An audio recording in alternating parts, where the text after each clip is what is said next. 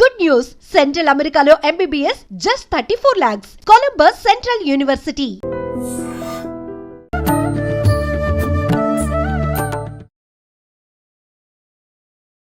నమస్కారం, welcome to I dream. ధర్మ మార్గం విత్ విజిత కార్యక్రమానికి స్వాగతం.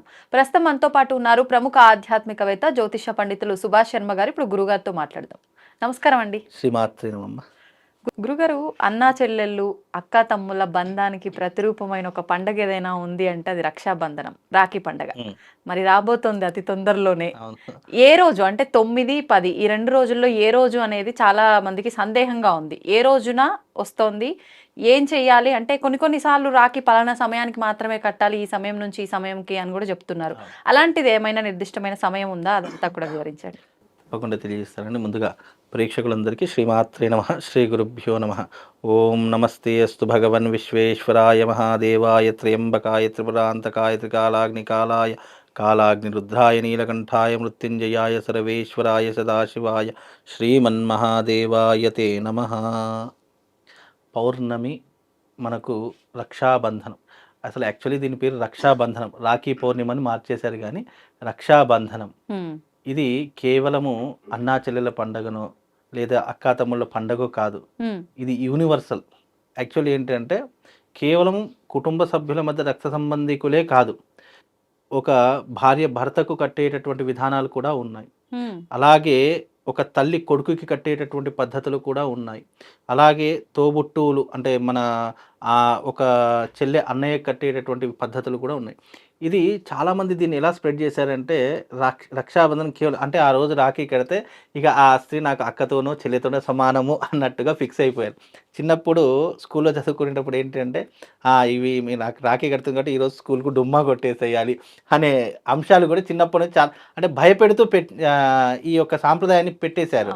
నిజానికి రక్షాబంధనము అనేటటువంటిది అన్నా చెల్లెల పండగ అనేటటువంటిది కాదు. ఇది ఏంటి అంటే గనక ఒక సపోర్టింగ్, అలాగే ఒక ధైర్యము, అలాగే ఒక బ్యాక్ బోన్గా నాకు ఎప్పుడు ఒక ధైర్యంగా ఉండేటటువంటి ఒక వ్యక్తి నాకు తోడున్నాడు అని కట్టుకునేటటువంటిదే రక్షాబంధనం తప్ప, అలాగైతే ఇంద్రుడికి తన కట్టుకున్న భార్య సచీదేవి కూడా రక్షాబంధనం కట్టింది, అంత మాత్రం వాళ్ళిద్దరు అన్నా చెల్లెలు కాదు కదా. అలాగే శాస్త్రంలో కేవలం అన్నా చెల్లెళ్ళే కాదు, భార్యాభర్తలు కట్టుకున్న వాళ్ళు ఉన్నారు, తల్లి కొడుకు కట్టినటువంటి దాఖలాలు ఉన్నాయి. అలాగే దీంట్లో ఎంతో మంది ఎన్నో రకాలైనటువంటి విధానాలు పాటించిన వాళ్ళు, అంటే ఒకరి క్షేమం కోరుకొని కట్టేటటువంటిదే తప్ప రక్షాబంధనము ఏదో అన్నా చెల్లెళ్ళు కట్టుకుంటే ఇక అయిపోతుంది. లేదా ఈ మధ్య కాలంలో రక్షాబంధనం వచ్చిందంటే మగవాళ్ళు బయటకు వెళ్ళడానికి కూడా భయపడిపోతున్నారు, అంత దౌర్భాగ్య స్థితిలో ఉంది నిజంగా. అంటే సమాజంలో అట్లా జరుగుతుంది. అంటే ఎగ్జాంపుల్ ఏంటి అంటే ఒక అమ్మాయిని ఇష్టపడ్డాడు అని అనుకోండి, ఎక్కడ అంటే వాళ్ళిద్దరు తెలియదు కదా, ఒకళ్ళు చెప్పారు కాబట్టి ఎవరు కడతారేమో అని భయంతో మగవాళ్ళు బయటకు రావడమే మానేశారు. అలాంటి స్టేజ్లు అంటే మైండ్ సెట్ అలా మారిపోయింది వాళ్ళకు. కాబట్టి ఇది ఒక రక్ష కోసం కట్టేటటువంటిదే తప్ప ఒకవేళ ఇప్పుడు ఈ బంధాలు బంధుత్వాలు మనం పెట్టుకున్నటువంటి ఈ విలువలు ఏవైతే ఉన్నాయో అవి మనం అనుకోవడానికే తప్ప ఒకవేళ ఈ రక్ష కడితే నిజంగానే అలా అయిపోతుంది అనేటటువంటి ఆస్కారం అయితే ఏ శాస్త్రంలో లేదు. శాస్త్రం ఏదైతే చెప్పిందో దాన్నే అనుసరిస్తాము. అలాగే ఈ రక్షాబంధనము మనకు 9వ తారీఖు రోజునే చేయడం జరుగుతుంది. కాబట్టి అందరూ కూడా 9వ తారీఖే జరుపుకోవాలి. ఇంకా రెండోది ఏంటి అంటే కనుక ఈ రక్షాబంధనం అనేటటువంటిది మనకు రక్ష కోసం కట్టడానికి, అలాగే ధైర్యం కోసం కట్టడానికి, అలాగే ఈ రక్ష కట్టడం ద్వారా విశేషమైనటువంటి పుణ్య ఫలితము. అంటే పుణ్య ఫలితము అంటే ఏ రకంగా అని అంటే గనక ఈ రాఖీ పౌర్ణిమ రోజున సాక్షాత్తు ఇంద్రుడు యుద్ధానికి వెళ్ళేటప్పుడు ఎన్నో రకాలైన యుద్ధాలు చేశాడు. ఎన్ని యుద్ధాలు చేసినా అపజయమే పొందాడు తప్ప జయం పొందలేదు.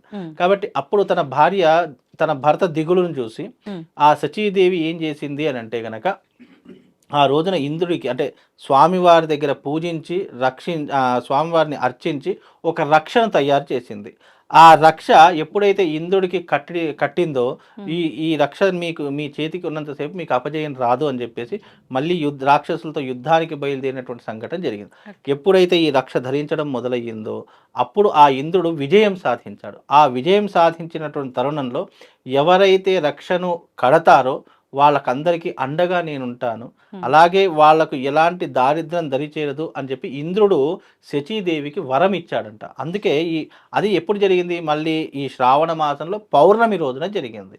అది శ్రవణ నక్షత్రయుక్తంగా జరిగింది కాబట్టి ఈ శ్రావణ మాసంలో వచ్చే పౌర్ణమి అంత ప్రాధాన్యతమైనటువంటిది శాస్త్రము. అలాగే ఈ రోజున రక్షాబంధనం కట్టుకునే ప్రతి ఒక్కరూ కూడా ఆ రోజున చేయవలసినటువంటి పద్ధతులు కొన్ని ఉంటాయి. రక్షాబంధనం చేసేటటువంటి వారికి ఎవరైతే ఉన్నారో తప్పకుండా వాళ్ళకు మంగళహారతులు ఇవ్వాలి. మంగళహారతులు ఇచ్చిన తర్వాత తప్పకుండా వాళ్లకు తిలకం ధరించి ఆ తర్వాత కూర్చొని, చాలామంది నిల్చొని రాఖీలు కట్టుకుంటున్నారు కాబట్టి నిల్చొని ఎప్పుడు కూర్చొనే రాఖీలు కట్టుకోవాలి. అది రాఖీ అంటే రక్షలను కట్టుకోవాలి అని శాస్త్రం. ఈ రకమైనటువంటి పద్ధతి ఇప్పటి నుంచే కాదు, ఎన్నో సంవత్సరాల నుంచి, ఎన్నో యుగాల నుంచి ఉంది. రానున్న కాలంలో దాని పేరు రాఖీ పండగ అని చెప్పారు తప్ప ఇది కేవలం రక్షాబంధనం పండగే తప్ప రాఖీ పండగ కాదు. రక్ష ఎవరికైనా కట్టొచ్చు, అందులో ఏమాత్రం అభిప్రాయం లేదు, ఏమాత్రం ఇబ్బంది లేదు అని అందరూ తెలుసుకోవాలి. సమయం అది చాలా మంది దీంట్లో సమయం కూడా అడుగుతున్నారు కాబట్టి సమయం అనేది అభిజిత్ లగ్నంలో కట్టుకోవచ్చు.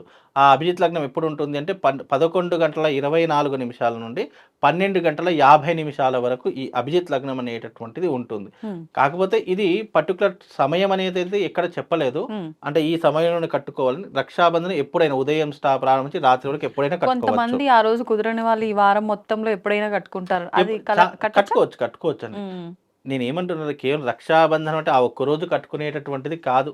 రక్ష అనేటటువంటిది నేను నీకు తోడున్నాను, నీ కష్టంలో నష్టంలో అన్నిట్లో నేను బాధ్యతలో అన్నిట్లో నేను తోడుంటాను అని ఒక ధైర్యం చెప్పడానికి అదొక ప్రతీక తప్ప అది కడితేనే తోడుంటారనేటటువంటి కాదు. కాకపోతే ఒక పండగ వాతావరణము, అది పురాణాల నుంచి వచ్చింది కాబట్టి ఆ రోజున రక్ష కట్టుకోవాలి కాబట్టి ఆ రోజున అది ధరించడం వల్ల ధైర్యము.